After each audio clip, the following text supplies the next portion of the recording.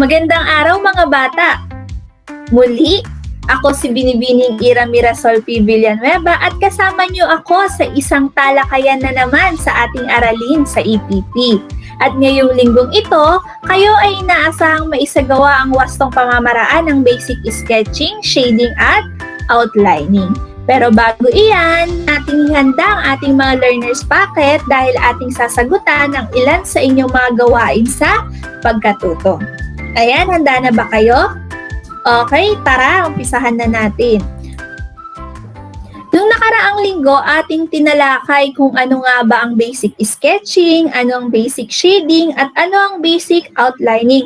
At syempre kung ano-ano ang iba't ibang hanap buhay na pwede nating gawin pag ang mga kasanayan sa basic sketching at basic shading at basic outlining ay ating na master.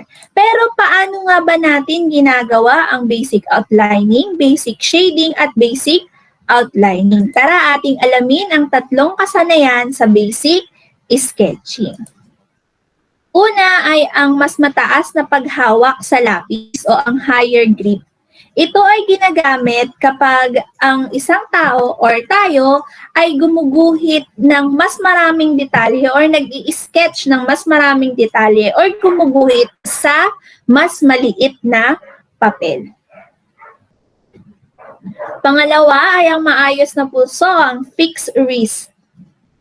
Ayan, so ang fixed wrist ay ginagamit kung tayo ay gumuguhit or nag-i-sketch ng mga bagay na mas malalaki ang detalye o gumuguhit tayo sa mas malaking papel.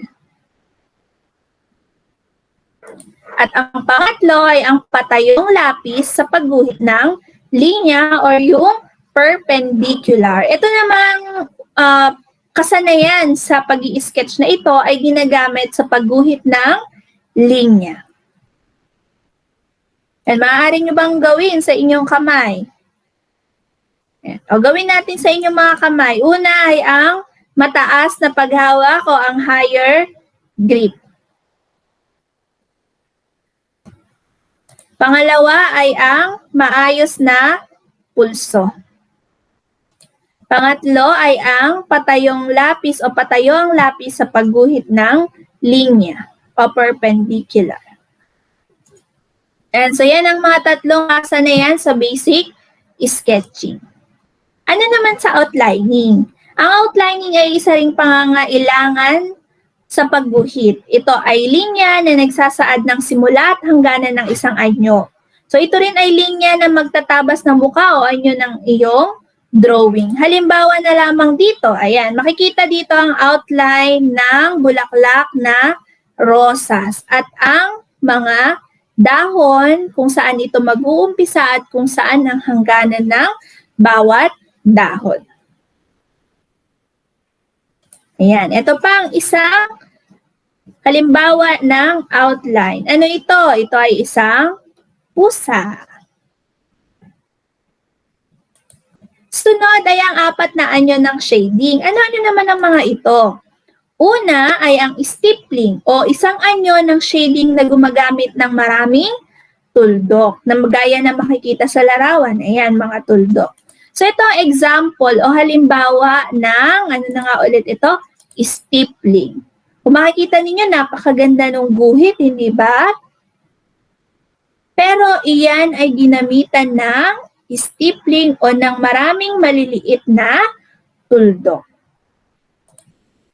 Sunod ay ang smudging. Ito ay anyo ng shading na mabilis isagawa na para bang gumagawa lang ng check paulit-ulit sa isang espasyo para kumapal at umitim. Gaya nga nito. Ayan. Para lang siyang slanting lines. Ayan. So ito ang halimbawa ng smudging. Ayan. Pagaling-ganon lamang ang pagsishade. Yan ang smudging. Next tayo, ito ang scumbling. Ulitin nyo nga. Okay, ito ay isang anyo ng shading na gumagamit ng maliliit na bilog. O pag kung tayo ay nagdodrawing, ito yung parang ginagawa natin curl-curl. Maliliit na bilog. So, ano nga ba ang itsura ng isang guhit kapag ginamitan ng scambling? Ayan, ganyan. Curl, curl. Napakaganda, hindi ba? Kamukha ni Ann Curtis na nasa guhit. Yan ang, ano na nga ulit ang tawag? Scambling. Sunod ay ang crossing. Ito ay ginagamit ng, or itong shading na ito ay ginagamitan ng linyang pahiga at patayo or cross. So, ano nga ba ang itsura ng isang guhit na ginagamitan ng crossing shade? Ayan. Kung makikita ninyo yung mga shade dito, ginamitan siya ng crossing. Alright. So, pagkatapos nga niyan, ano-ano na nga ulit ang iba't ibang uri ng shading?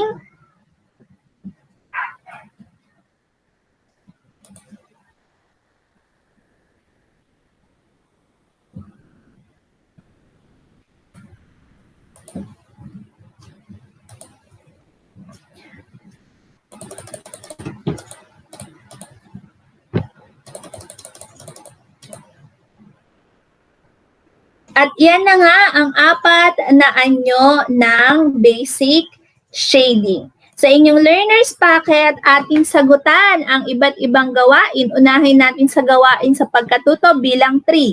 Tignan na mabuti ang mga larawan. Alamin kung anong anyo ng shading ang ginamit.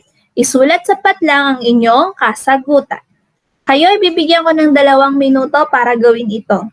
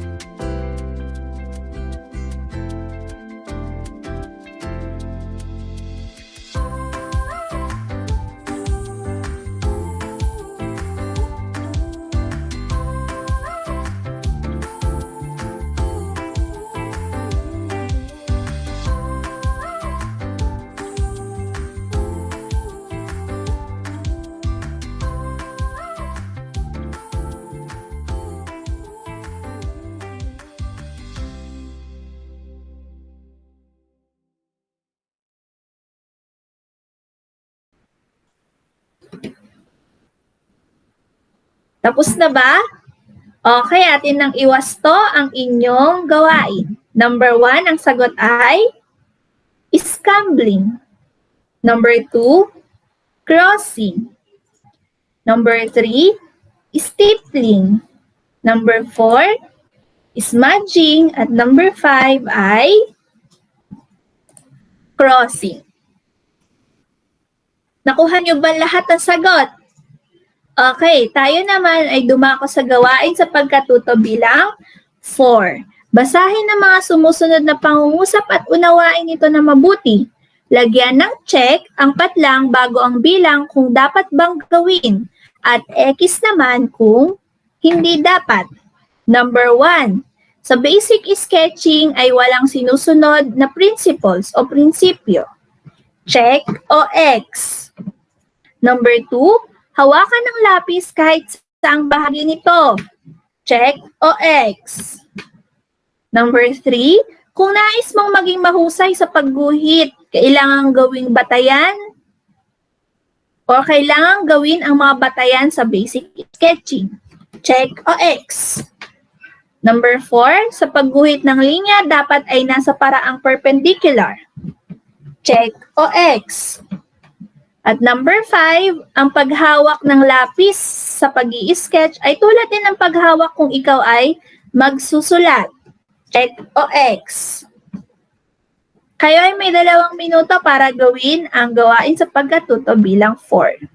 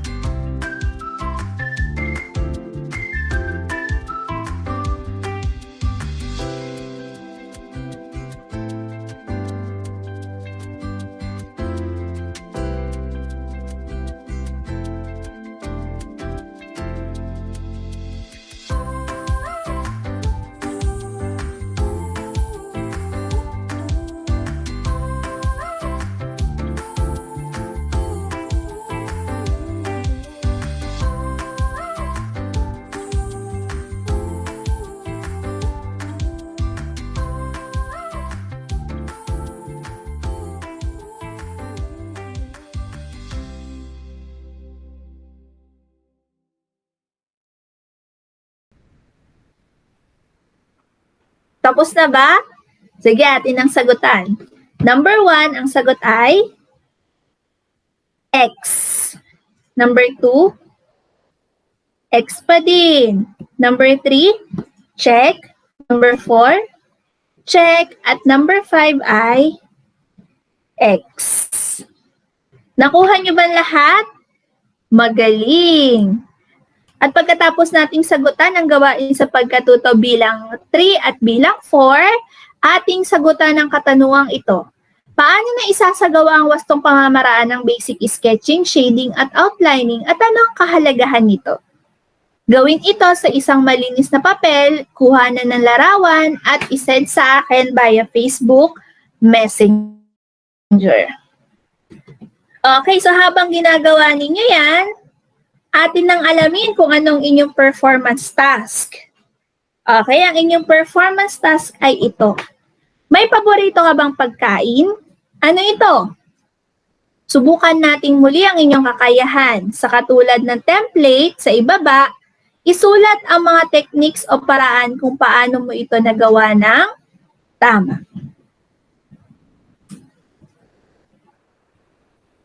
Ulitin ko. Iguhit sa ibaba ang inyong paboritong pagkain at isulat ang mga techniques o paraan kung paano mo ito nagawa ng tama. At pag natapos na ninyo ang inyong performance task at ang inyong summative test, ipasa ito sa itinakdang retrieval day. So, yun lamang. Maraming salamat. Hanggang sa muli. Paalam.